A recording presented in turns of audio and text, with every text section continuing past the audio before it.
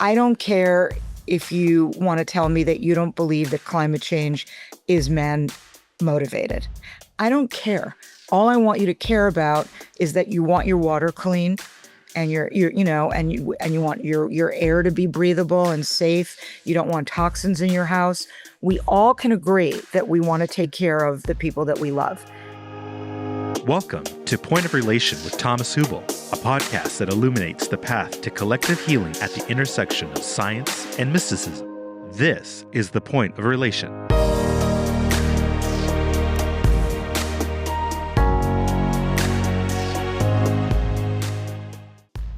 Debbie Levin is the CEO of EMA, the Environmental Media Association, where she has spent over 2 decades leveraging the power of entertainment to drive environmental change. Under her leadership, EMA has launched several initiatives that have established the organization as a leading voice in sustainability within the entertainment industry. Welcome to Point of Relation. I'm Thomas Hübl, and I'm honored to be talking to Debbie Levin of the Environmental Media Association. A warm welcome, Debbie. Thank you. So, first of all, I'm very grateful you're here with us. I think, of course, environment is something that I'm very passionate about, and I think during the conversation we will discover like mutual resonances, I'm sure. But like what I'm always interested in is like what in life kicked you in a way off to be on your journey? Like what was there an event? Was there an inner calling? Was there, I don't know, a crisis that informed you to do what you do today? So Everything. Okay, everything. That's great. So maybe you tell us a little bit how life brought you here, where you are today. So actually, I was not really raised with environmentally conscious family. I was, although I had my kids in progressive schools in Los Angeles. I live in LA, and I remember in the mid 80s, or mid to late 80s, a recycling bin was delivered to my house from the city. They just started doing that. And I thought that was incredible. And I was able to put, then we were getting newspapers every day and we were getting these things. And so it was just kind of a little bin. And I put everything that I could find in that. And I thought that was so cool. That just became part of it. Then in 1999, I was invited by a parent at my son's school to go to a luncheon in LA, in Beverly Hills. It was sort of not a huge luncheon, and it was the event for the Environmental Media Association. It was kind of small. I looked around and the founders were just like amazing people in the industry, leaders in studios and television, like honest, like fabulous people. And the luncheon was kind of like not great. It was like a luncheon at the Beverly Hilton, which was not amazing. And I thought, this is an incredible mission. When they talked about the mission, which was essentially to be storytellers for environmental issues, using the entertainment industry, using going and meeting with filmmakers and television showrunners and getting content into stories so that the vast public could see these things. It was like mic drop, something. It was like crazy. It was like the most amazing thing. And I happened to be sitting next to the board chair, who I didn't know who it was, at my table. And I started asking him a million questions, basically like, why is this not the most, biggest organization that there is? This is incredible. This is so important. I don't know any of the things that are going on. And I'm like a very aware person in, a major city. Why is this not huge? And he asked me to come to lunch with him the next day. And I went to lunch with him and he said, will you come and run the organization? Yeah, it's so crazy.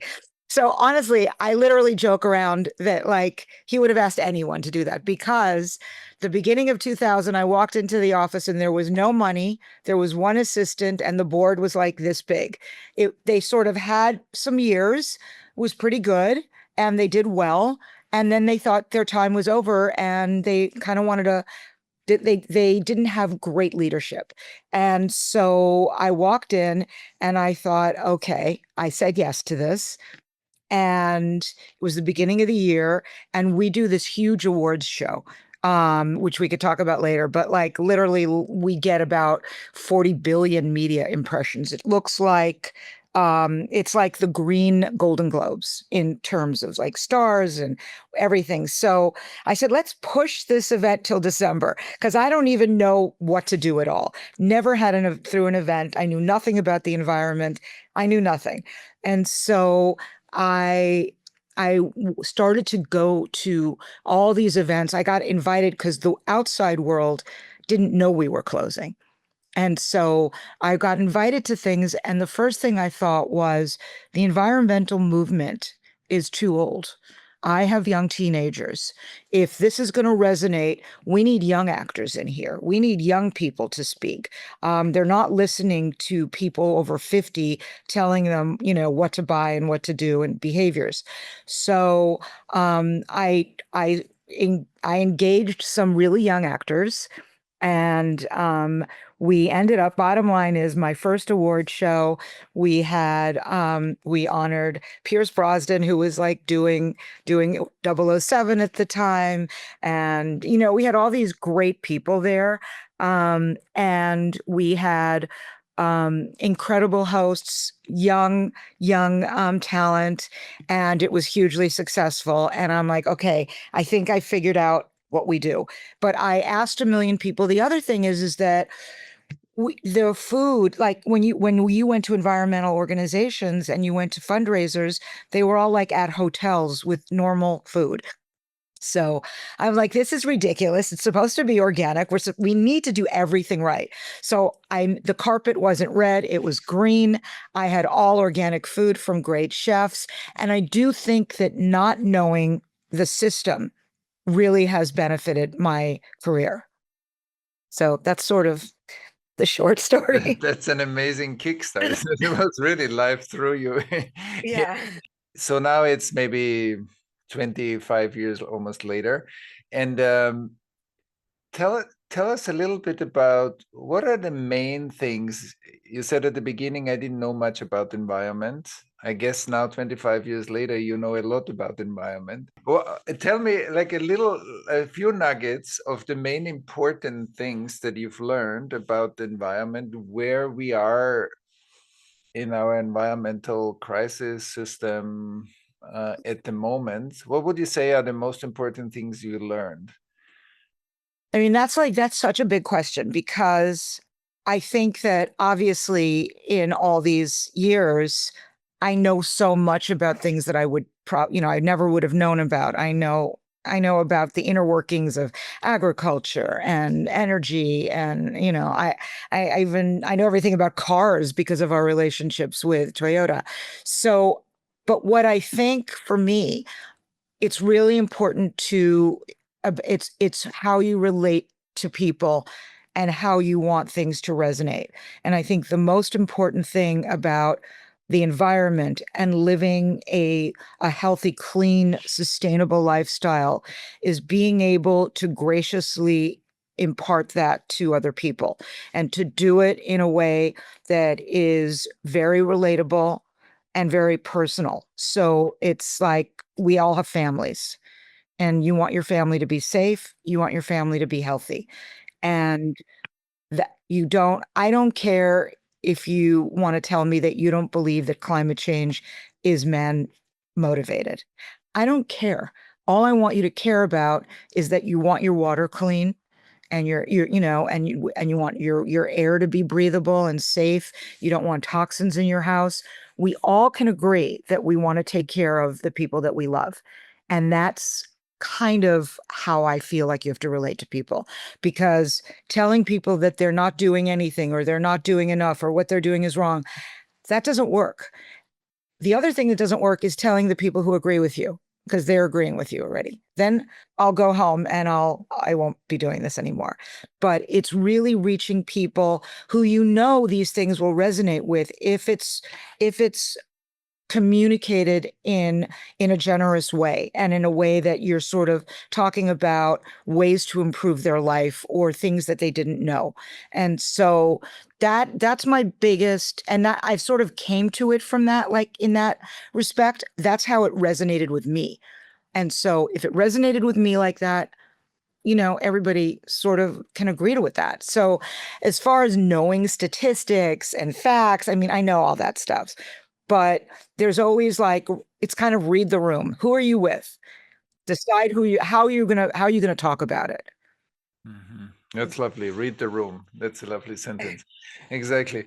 So what I hear is you learned a lot about also the conveying, the relationship, like how to speak to the parts in us as humans that matter. Like how did the organization grow? Like what's the development? You said it was the organization was winding down, and where are you now?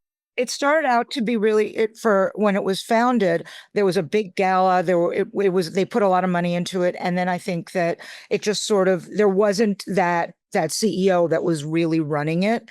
And so when I took over, it was interesting. So I was able to start from scratch in a way, because didn't even have files. Like they left no files, like nothing.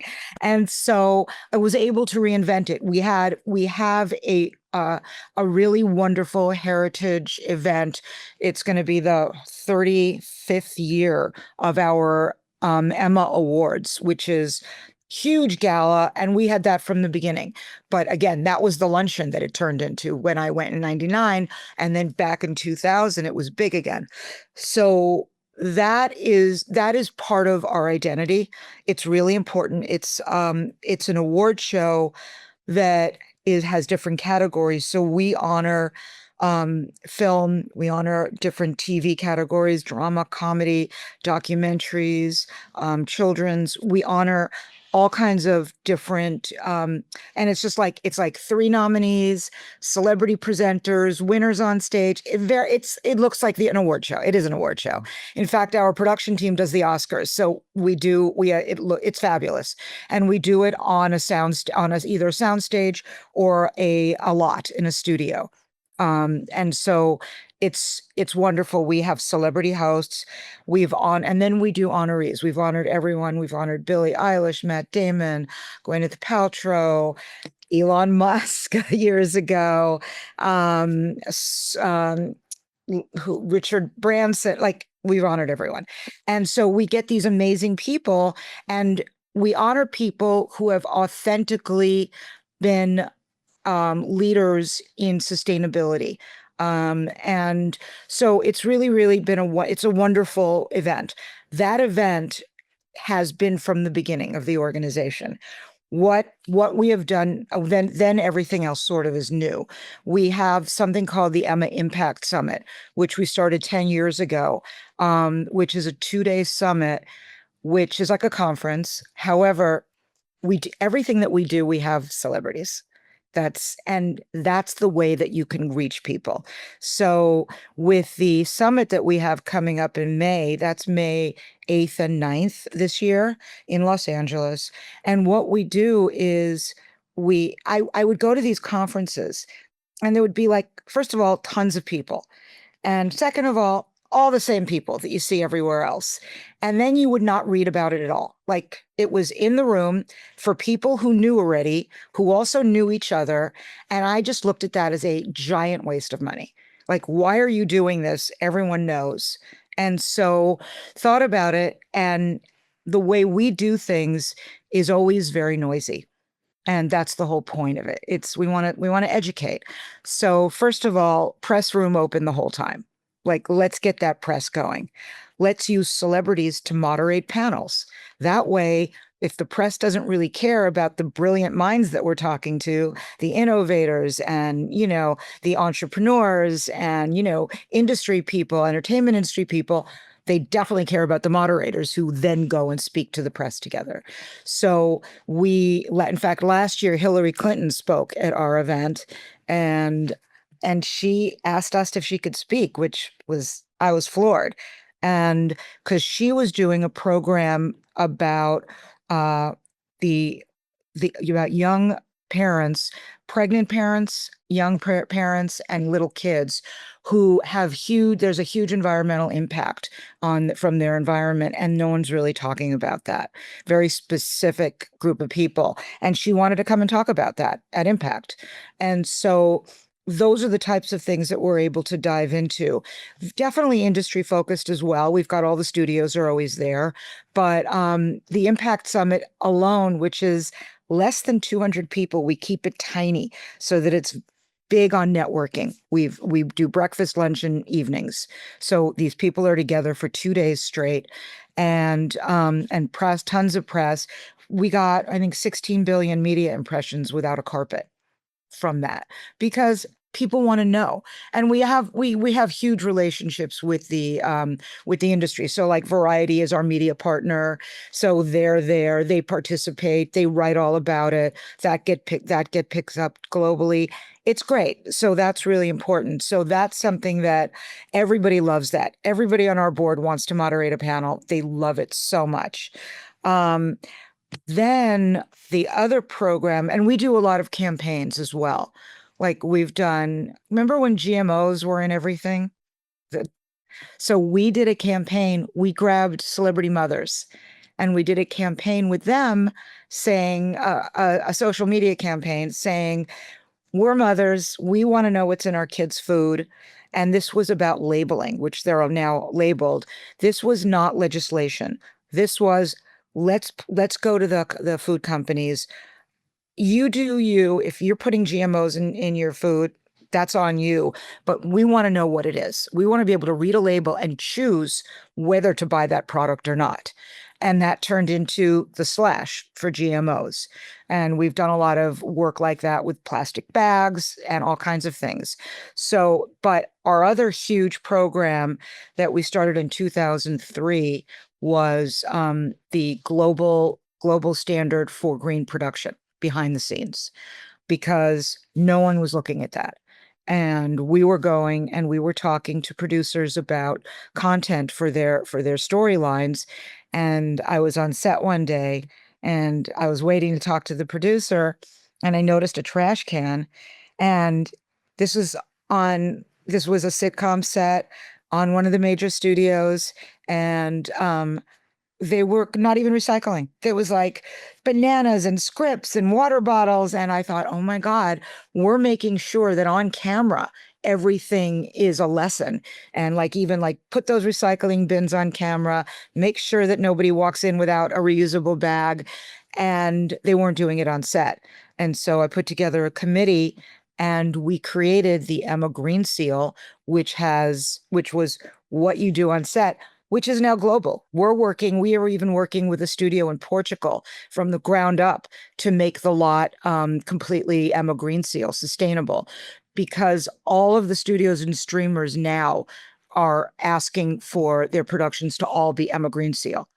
So we get these panicked phone calls all the time. What do we do? What do we do? You know, we're with Apple, we're with Amazon. We have to do this.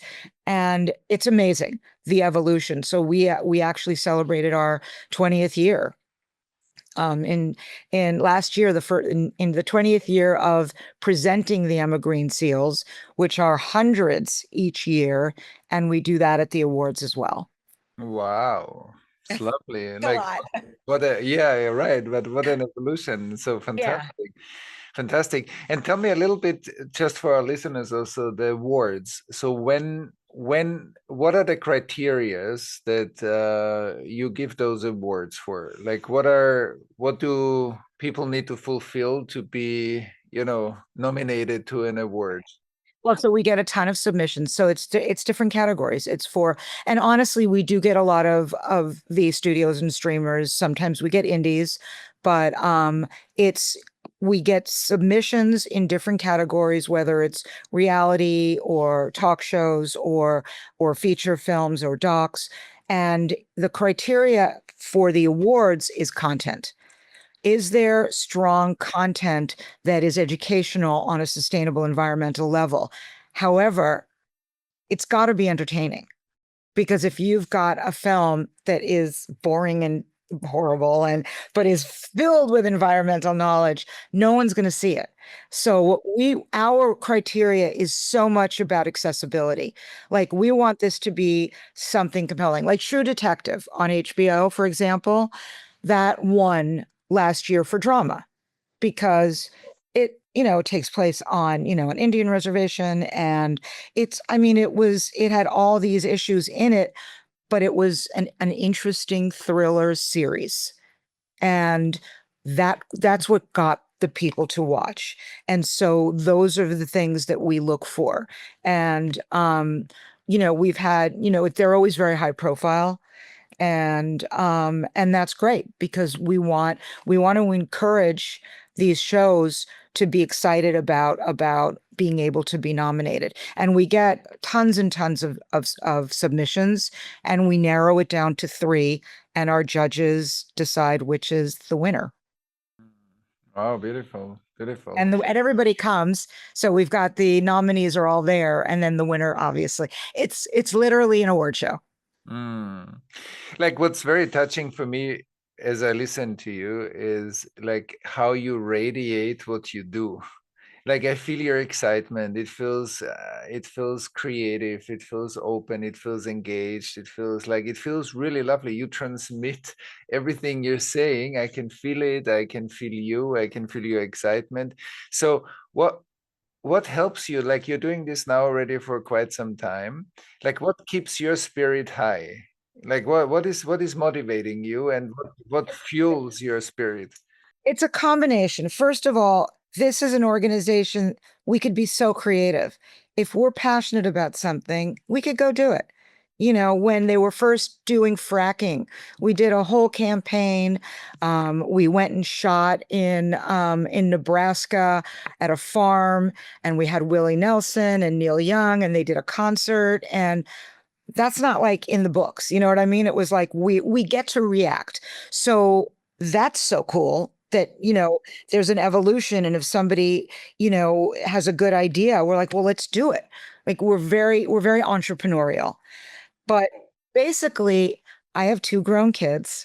I've got 5 grandchildren, and they are all near me, and I want this for them. This is something that this is their life. And the world is a lot. And if I could help in whatever small way that I do perpetuate something good for my grandkids, that's why I do it. Amazing. Yeah. Hi, my name is Thomas Hübl, and I want to invite you to my new open event. It's called Resilient Presence, Cultivating Inner Strength and Connection in Challenging Times. I think many of us might be going through some stress, some uncertainty in these times of change. We might be holding a lot, like personal challenges. We might be caring for other people, have responsibilities in work and in the world. But sometimes we don't have the inner regulation and capacity to hold that all well. So we might get very stressed or even numb out sometimes. And this open event is a way to illuminate a bit more what are options we have to create better regulation for ourselves, to create better relationships, how we hold others in these challenging times, and how we stay connected to what's going on in the world in a way that is also good for us. And in that sense, I want to invite you to join us in this open event. We will do a regulation practice, but we will also explore some of the practices or some of the things we can do to stay more grounded and present in a world that is changing rapidly. And if that's interesting for you, so please join us on April 27th for our live event. Visit the link in this episode show notes to learn more and sign up. Yeah, it's really lovely. It's like I feel your wholeheartedness. When I listen to you, it feels to me it's not just a job, it's like you. I mean, I feel it's totally you. So that's really lovely. And it's very inspiring to listen to you. It makes me feel very alive and lovely. So how how do you deal, like, for example, the reason, like LA was very hurt in the recent wildfires. So, I mean, that's a very strong message, of course, on the one hand, for what you do, but it must have been a very strong impact on the community. So how do you deal with the impact of the wildfire yourself? I don't know how much you have been affected, and some of the community that you work with. Um, it was devastating. I don't live in that area, or either of the areas. I did live in the Palisades for about 20 years, and that's gone. It's so devastating. And you can't, honestly, you can't even put this together. I mean, when it was happening, we had like 2 weeks of nonstop watching. And it's so complicated because there was not proper attention to the way the climate has been changing so that we were not taking care of these areas. I mean, there should have been brush remediation. There should have been much more water conservation. I don't like, no one kind of knows what's happening here. It's all, there's this story and that story, and everybody's throwing blame. But the reality is, I don't understand how we could have gotten to that point. I'm more familiar with the Pacific Palisades and Malibu area, and the devastation is incredible. But I live in a canyon in the Beverly Hills area, and all of the canyons were vulnerable. There were arsonists that were picking up on this. And so we were all talking, and I had friends in the Hollywood Hills that texted me and said somebody just lit a fire, and like somebody told them. And so there was like evacuations. We left for a few days, my family, just to sort of get out of the smoke because it was so smoky. And I'm just, the concern is, now what do we do? And what happens? This is going to be a decade at least of rebuilding. And even if you're there, understanding the toxins that are in the existing structures. The other thing is the ocean. It's right on the ocean. Somebody said to me, like, in the summer, hopefully we could go to the beach. And I'm like, you can't go in the ocean, can't go to the beach, because everything has run over there. The homes that were destroyed in Malibu were all beachfront. This is not just going away. This has destroyed an iconic part of our world. I mean, Malibu is Malibu. There's still, the north end is intact, but again, the air quality is so bad. And I think this is a very dramatic, horrific reminder that we have to really be listening to what's happening. We're not living in a vacuum. Like, stuff happens. Just because we're living in LA and it's Hollywood and beautiful, we're living in a desert. It's very much like Israel. Like, we have to understand that we created a state out of something that was not really meant to have this kind of population. And with the climate, things are drier, they're windier more frequently, and we are not prepared. And it's funny because we're in a state where you would think the politics really understand climate and climate change, and they may understand it, but they didn't put the money where the issues were, because we were really left. I mean, we were watching news and there were families that were just, things were burning around them and no one was there. Like, no one was there. And it was just running up the hill. It was crazy, crazy, very upsetting. And people are very, very damaged because of that. So we actually want to do a whole section in our Impact Summit talking about causes, remediation, rebuild. What do we do? How do we do this differently? Yeah, and also the trauma impact And the on trauma. everybody. Like, it's the loss, it's the threat, it's the toxins. There's a lot of traumatic impact also in this whole experience. Yeah, but I can feel it when you speak about it. It's like, it's deeply, like, painful, and It's also, personal. yeah, right, right. I think it's personal for everybody. Like, my daughter's elementary school burned, that she's not, that was a long time ago. The art classes that she went to, that's gone. Our favorite restaurant that we would, like they're gone. It's all gone. Things that have been there for 80, 90 years. And there's also a lot of families in all the areas that are like 2, 3, 4 generations that are not wealthy celebrities that you're seeing on the news. They're just people who've lived there. And where do you go? So it's just so sad. Yeah, it's very sad. And these things also mean something emotionally for us. All of this is part of us because we're not separate from our environment. We're Right. connected.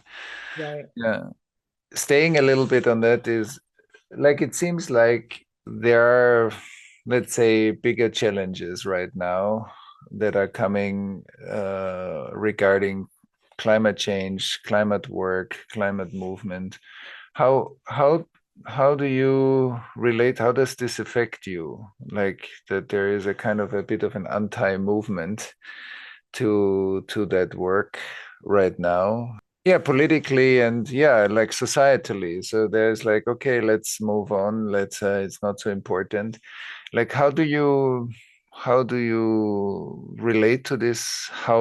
What are ways how to, even if there's more of a headwind, like Right. how do we stay on track? How do we not give up the good work, stay aligned, keep going, or maybe it even inspires your work to have a challenge.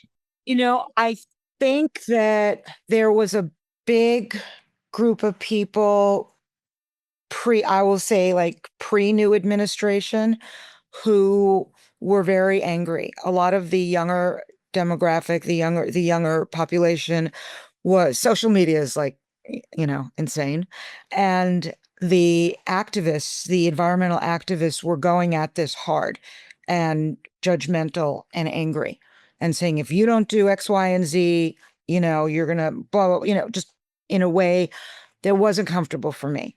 And if you don't agree with that, you're going to alienate somebody. If you've got somebody who's reading that, you're not going to have them align. I think that nonpartisan respect for all environmental issues and our environment is the shift. I mean, we've always been like that, but which is the shift that needs to happen. And I think that we are not going to be heard legislatively. We're just not. And a lot of the work that was supposed to be done previously wasn't completed.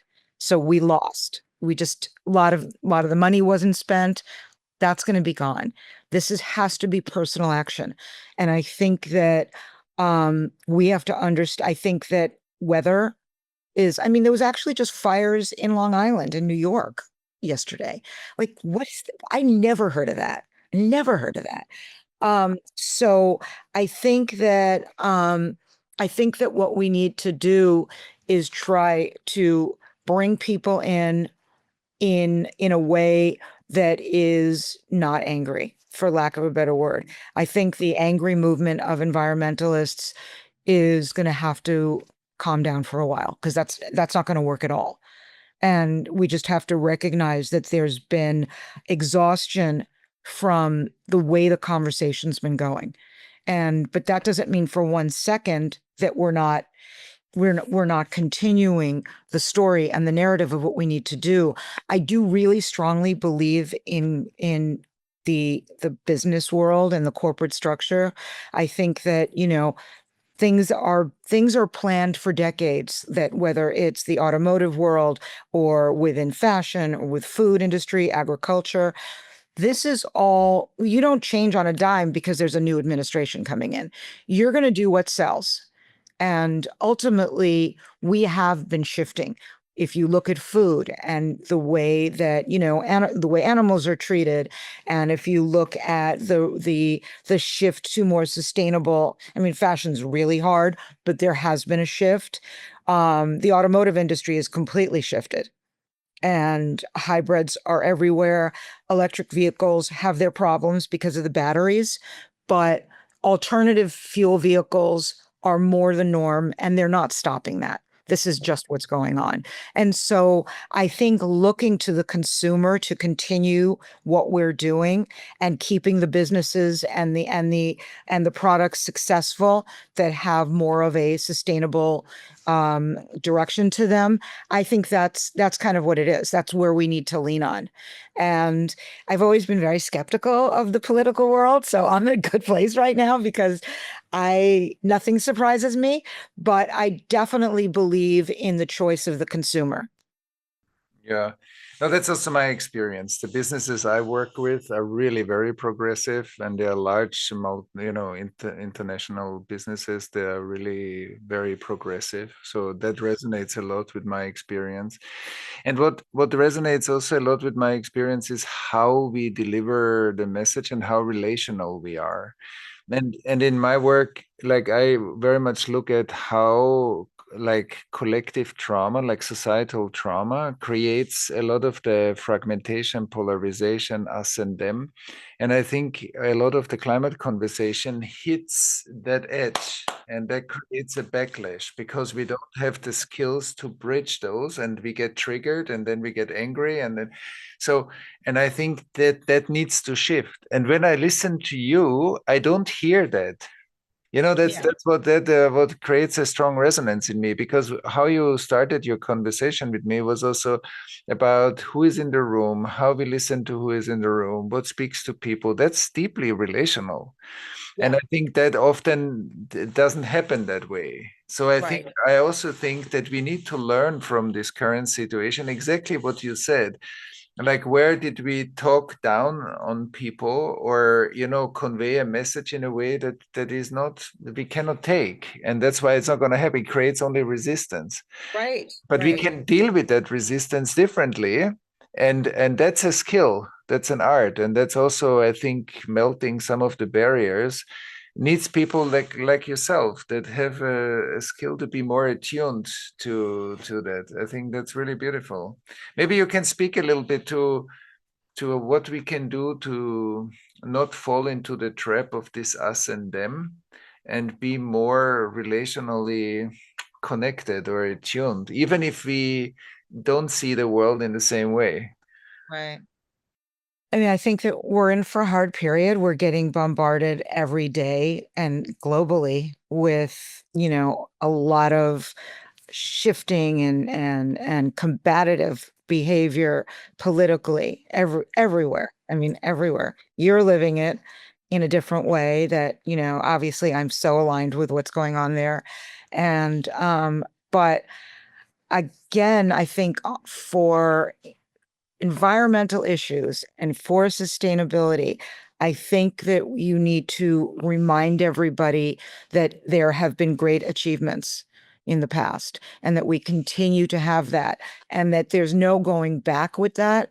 And then again, welcoming people into what we're thinking about, congratulating them on their process instead of saying, why aren't you here when you're here? Just, that's great. Here we are together.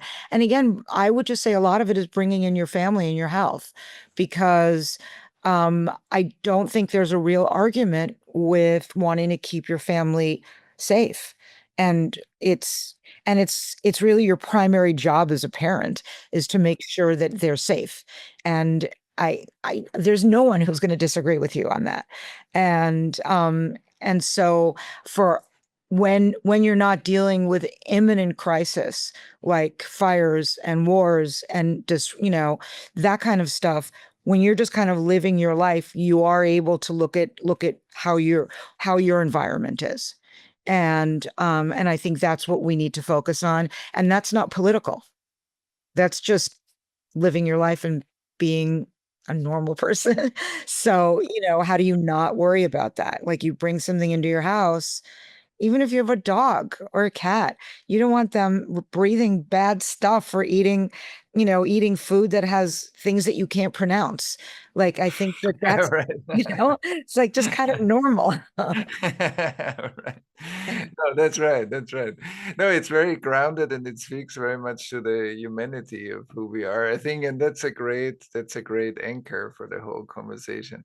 And what I loved before is also you said when you started a job, you said, or at least I heard you say that that you thought, okay, this is too old. We are speaking Yes. to the older generation. We need to speak to the younger generation. So Yeah. now you have children and you have grandchildren, Yes. and both inspire you most probably of Yes. what's actually needed. So how does storytelling and the titration into different, like to different generations, to meet different generations in what really speaks to them? Can you speak a little bit to how your children and your grandchildren inspire your work right now? Like what's the difference in the language, or what needs to be differently addressed when you look at the three generations that you embody?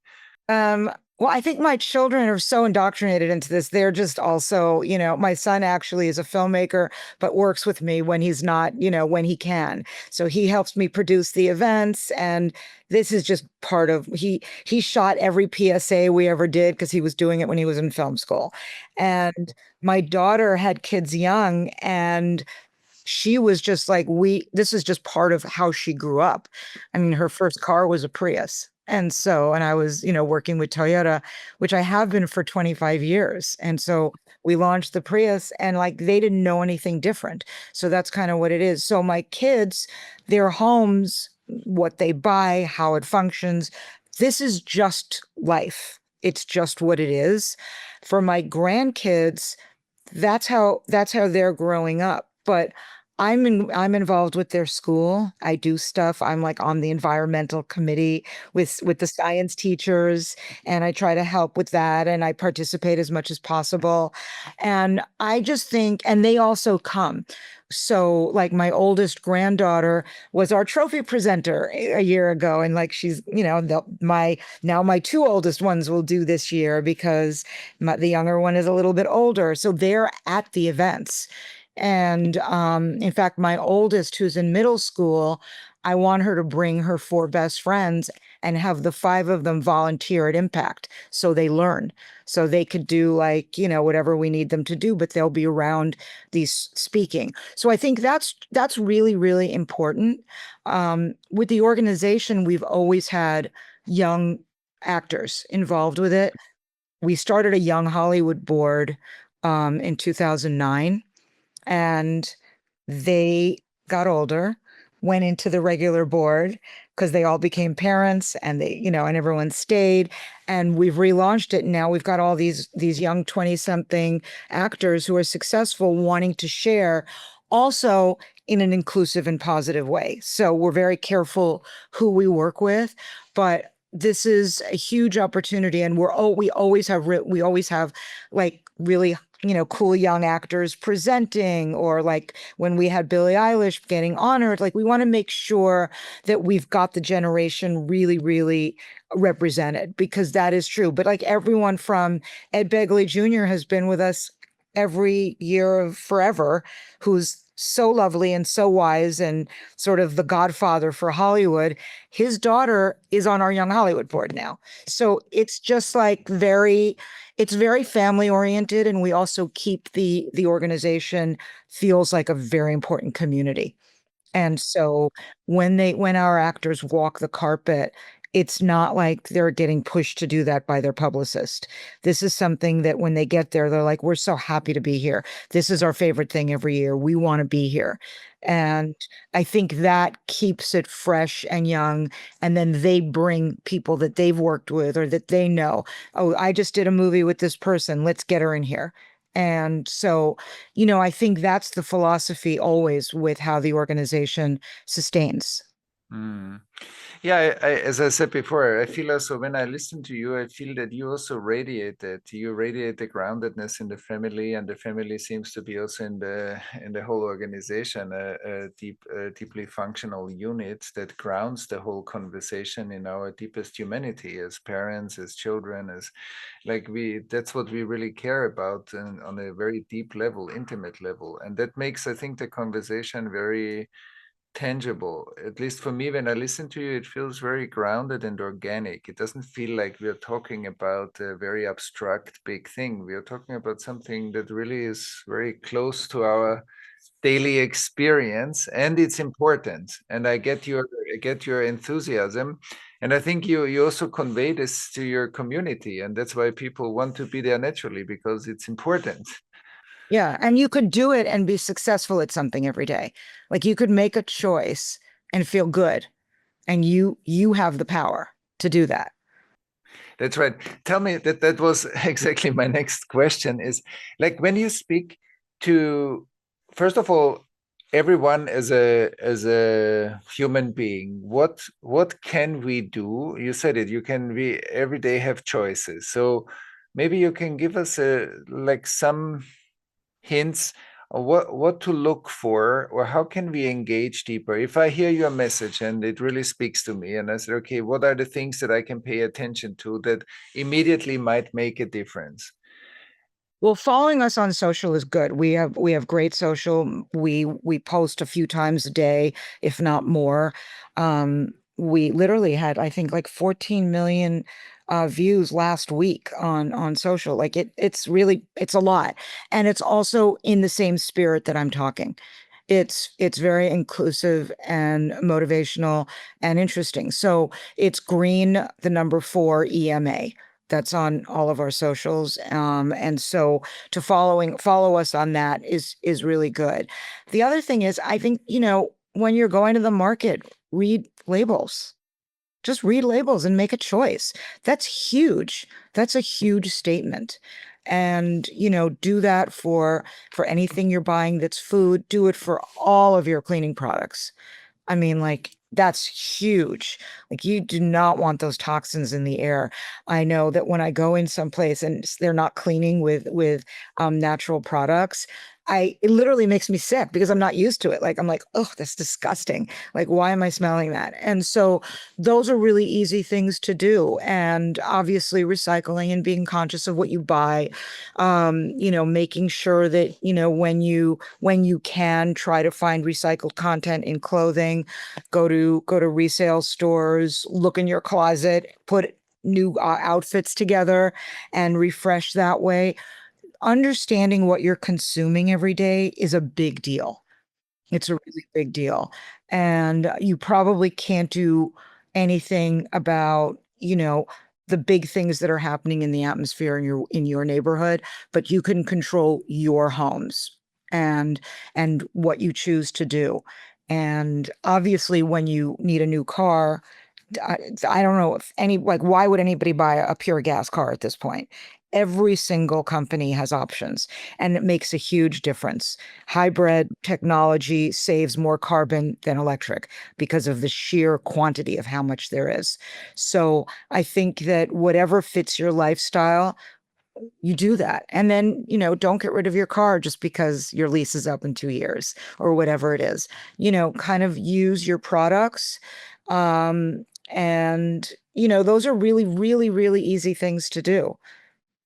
It'd be great if you didn't eat meat once a week, meat products, and if not more. And that's so easy. It's so easy. And or a couple of nights a week, don't eat meat or fish or chicken with dinner. Have a vegetarian dinner.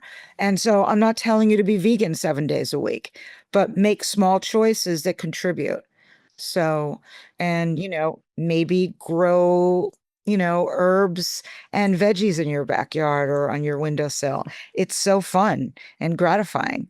So, stuff like that. Beautiful, beautiful. And when I go to your website, or anybody who's listening now, are there educational sites where I can inform myself and I can learn more about what my options are and what good options are? Yeah, there's a lot on our website. It's green, the number four, ema.org. And there's videos, there's programs, there's links, we've got blogs there all the time that direct you. And we also even tell you like what movies and TV have good messages. So it's for entertainment as well. And great Right. pictures. And our YouTube channel has all of our panels from all of our impacts. Oh, lovely. Yeah. Exactly. Your So it's YouTube great. channel. Our That's YouTube great. channel. Yeah, I'm not sure if it's Environmental Media Association or Green for Emma, but if you go to our website, it links you right over to YouTube. So, and you can watch anything from there, from all the different years, the different panels or keynotes at a time. And they're so good. They're so Mm. good. My last question maybe is like when you look at the bigger picture, and because I think also like our own engagement grows first of all with our awareness. So once I have a little bit more awareness of, okay, there's something happening in the on the planet, and whatever, however it's composed out of different reasons, but there are major changes happening. They're gonna affect us in the next decades stronger and stronger. So what is there anything when we look at the bigger picture that you would say that you would either recommend, that you hope for, that you advocate for? I mean, everybody, many people that listen to this, they're not only a person, they also have an influence as an ecosystem. We all influence many people, and we are in contact with many people. So, what is on the bigger level? What's important right now in your understanding? I don't know what we can do about weather. Weather is such a big deal, and weather tends to affect everything. I think that the bigger level, if you're talking about an individual, I think that you restructure, sit down and really figure out new ways to live every day in terms of what you're buying. And I think we need to eliminate gas cars. That's going to be a big deal. I think that, airline world is a little more difficult with fuel, but I think our fuel and our energy is the most important in terms of the emissions. And I think we can all just get rid of that sector. That doesn't have to be there. There's no reason in the world not to use the technology that's around. And if you think about it, if there were no more gas cars, that how much that would save. Then, there's so many other problems. The other thing is the food that we buy is a really big deal. Regenerative farming is really important, and getting rid of the pesticides and those things that not only affect the food that we're eating, but they go into the air. So there's things that are these big issues that really just takes individual will, and because we drive the market, whatever that is. And somehow we don't have that much control over legislation. Always, we have no control over what's really happening in the atmosphere. And I think that we just sort of hang on to what we can do, and that's both effective and psychologically important. Yeah, what I hear you also say is we can do something on our individual daily level or life choices, but we can also do something in terms of systemic awareness. I can be aware where my products come from, how they are being produced, what kind of ethical guidelines there are behind it, kinds of ecological guidelines.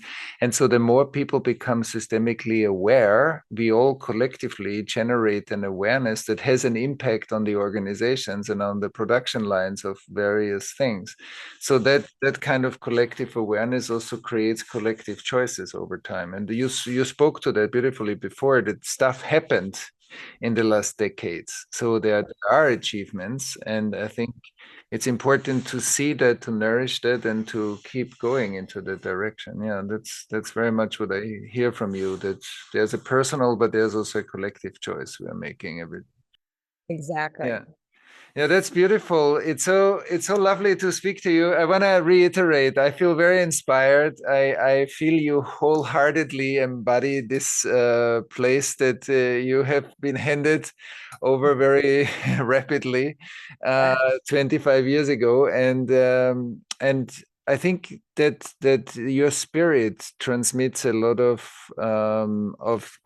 that message. The way I listen, when I hear you speak, it immediately reaches me in a simplicity that brings complex questions into our daily life. So thank you very much. It was a lovely time that we spent Thank here. you for having me. And it's an hour that passed like this. It's fantastic. So yeah. So thank you very much for this inspirational quality you bring. Thank you. This was great. It's so lovely to talk to you. Yeah, likewise. Likewise. So thank you.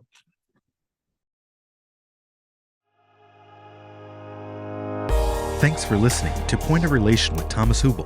Stay connected and get updates about new episodes by visiting our website, pointofrelationpodcast.com, and by subscribing to the Thomas Hübl YouTube channel. If you enjoyed this video, please like it and share about us with your community on social media.